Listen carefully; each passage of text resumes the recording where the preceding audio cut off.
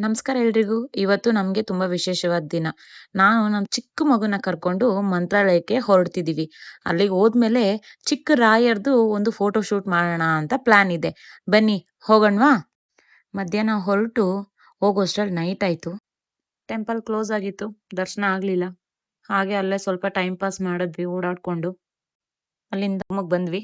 Room ನನ್ಗೇನ್ ಅಷ್ಟು comfortable ಆಗ್ಲಿಲ್ಲ. ಇದು ಶೆಡ್ ತರ ಇರೋದ್ರಿಂದ ತುಂಬಾ ಸೌಂಡ್, ಬರೀ ವುಡ್ಡಲ್ ಮಾಡಿದ್ದಾರೆ. ಕೆಳಗಡೆ ಎಲ್ಲ ಫ್ಲೋರ್ ಎಲ್ಲ. ಮಾರ್ನಿಂಗ್ ಅವ್ನ್ಗೆ ರೆಡಿ ಮಾಡ್ಕೊಂಡು ದೇವಸ್ಥಾನಕ್ಕೆ ಕರ್ಕೊಂಡ್ ಬಂದ್ವಿ. ಅಲ್ಲಿ ಚಿಕ್ಕ ಹಸು ಇದ್ರೆ ಅಲ್ಲಿ ಫೋಟೋಸ್ ತಗೊಳ್ಳೋಣ ಅಂತ ಅನ್ಕೊಂಡ್ವಿ. ಬಟ್ ಅವ್ನ್ ಹೆದ್ರುಕೊಂಡ್ಬಿಟ್ಟ ಕೂತ್ಕೊಂಡಿದ್ ತಕ್ಷಣ. ಆಯ್ತು ಅಂದ್ಬಿಟ್ಟು ಅಲ್ಲೇ ಹೊರಗಡೆ ಕೂರ್ಸಿ ತೆಗ್ದು ಅಲ್ಲಿಂದ ಮತ್ತೆ ಒಳಗಡೆ ಕರ್ಕೊಂಡ್ ಹೋದ್ವಿ. ಒಳಗಡೆ ಹಾಲ್ ತರ ಇರುತ್ತಲ್ಲ ಕುತ್ಕೊಳ್ಳೋದಕ್ಕೆ ಅಂತಾನೆ ಸಪರೇಟ್. ಅಲ್ಲಿ ಹೋಗಿ ಸ್ವಲ್ಪ ಫೋಟೋಸ್ ಎಲ್ಲ ತಗೊಂಡ್ವಿ. ಅಲ್ಲಿ ಅಕ್ಕಪಕ್ಕ ಅವರು ಇವರು ಎಲ್ಲ ಬೇರೆಯವರೆಲ್ಲ ಬಂದು ಅವನದು ಫೋಟೋಸು, ವಿಡಿಯೋಸು, ಅವನ ಜೊತೆ ಸೆಲ್ಫೀಸು ಎಲ್ಲ ತಗೊಂತಾ ಇದ್ರು. ಆ ಶಲ್ಯ ಅವನ್ ತಲೆ ಮೇಲೆ ಕುತ್ಕೊಳ್ಳಿ ಅಂತ ನಾನು ಟ್ರಾನ್ಸ್ಪರೆಂಟ್ ಸ್ಟ್ರಿಪ್ಸ್ ಹಾಕಿದೆ. ಬಟ್ ಅವನದನ್ನ ಎಳ್ದು ಅದಂತೂ ಫುಲ್ ಗಮ್ಮೆ ಹೋಗ್ಬಿಡ್ತು. ನಾನು ಈಗ 2 ತರ ಗಂಧ ತೋರಿಸ್ತಾ ಇದೀನಿ. ಒಂದು ತೆಯ್ಯೋ ಗಂಧ ನೀರಲ್ಲಿ, ಒಂದು ರೆಡಿ ಗಂಧ.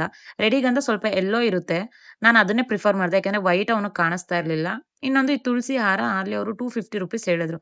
ನಾನು ಫೈನಲ್ ಆಗಿ 200 ಮಾಡ್ಕೊಂಡು ತಗೊಂಡೆ.